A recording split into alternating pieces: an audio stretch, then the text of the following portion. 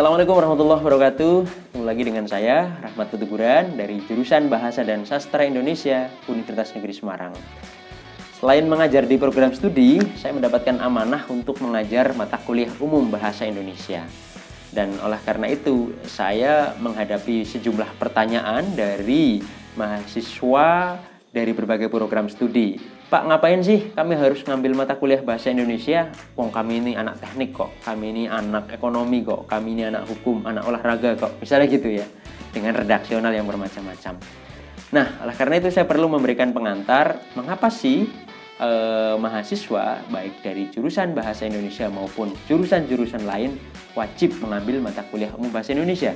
Tidak hanya di satu universitas, di setiap universitas di Indonesia, setiap mahasiswa harus mengambil mata kuliah umum Bahasa Indonesia.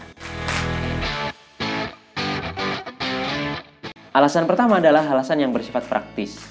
Kita mempelajari bahasa Indonesia karena bahasa Indonesia adalah alat komunikasi yang digunakan untuk berbagai keperluan, baik keperluan akademis, keperluan sehari-hari, maupun keperluan-keperluan yang lain. Nah, dengan mempelajari bahasa Indonesia, kita diharapkan bisa menyampaikan pikiran, menyampaikan perasaan, dan mengomunikasikan apapun yang kita rasakan itu kepada orang lain dengan lancar. Nah, kebutuhan komunikatif semacam itu kan bukan hanya kebutuhan mahasiswa bahasa Indonesia, tetapi kebutuhan hampir setiap manusia. Nah, karena kita tinggal di Indonesia yang mengikrar bahwa bahasa Indonesia adalah bahasa persatuan, ya kita mempelajari bahasa Indonesia sebagai alat komunikasi. Itu ya. Nah, oleh karena itu nanti di mata kuliah umum bahasa Indonesia yang dipelajari ya banyak hal yang bersifat praktis, misalnya tentang ejaan, menulis dengan ejaan, tentang memilih kata-kata atau diksi, tentang menuliskan kalimat, menulis paragraf, dan sebagainya. Itu hal-hal yang bersifat praktis. Nah, tetapi mata kuliah umum Bahasa Indonesia itu tidak hanya bersifat praktis semata, tetapi juga bersifat politis dan ideologis. Bersifat politis kenapa? Bahasa Indonesia sejak 1928 itu telah diikrarkan sebagai satu bahasa persatuan, ya, bagi seluruh bangsa Indonesia. Nah, dengan mempelajarinya kita berarti mengapresiasi ikrar yang sudah disampaikan oleh leluhur kita, para pendiri bangsa kita. Kita melestarikan maksud politik yang mereka ikrarkan pada tahun 1928 itu.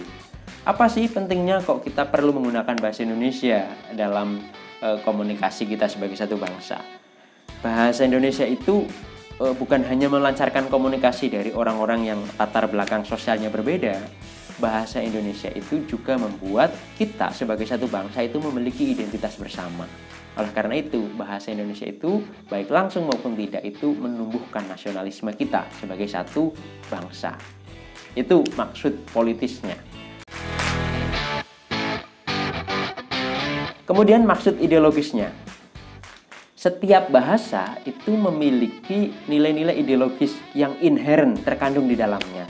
Nah, ketika kita mempelajari bahasa Indonesia, maka kita juga secara langsung maupun tidak langsung mempelajari nilai-nilai yang terkandung di dalam bahasa Indonesia. Apa sih nilai-nilai yang terkandung dalam bahasa Indonesia? Misalnya, egalitarianisme atau keyakinan bahwa anggota masyarakat yang satu dengan anggota masyarakat yang lain itu setara. Itu ada inherent dalam bahasa Indonesia menurut saya. Kita bisa pelajari, kita bisa temukan dalam berbagai fitur kebahasaan dalam sistem bahasa Indonesia. Nah, karena bahasa Indonesia meyakini bahwa masyarakat itu egaliter, maka kita dididik untuk saling mengapresiasi, kita dididik untuk saling memahami, saling menghormati satu sama lain. Nah, oleh karena itu, ketika kita mempelajari bahasa Indonesia, kita bukan hanya sedang belajar hal-hal yang bersifat teknis ya, teman-teman.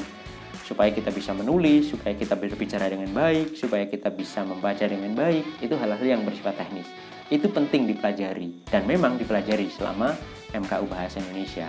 Tetapi di luar itu, kita juga mempelajari hal-hal yang bersifat politis dan ideologis. Ya, jadi hal praktis, hal politis, hal ideologis. Itu yang membuat mata kuliah umum Bahasa Indonesia perlu dipelajari oleh mahasiswa di seluruh Indonesia. Mudah-mudahan penjelasan singkat ini bermanfaat. Assalamualaikum warahmatullahi wabarakatuh.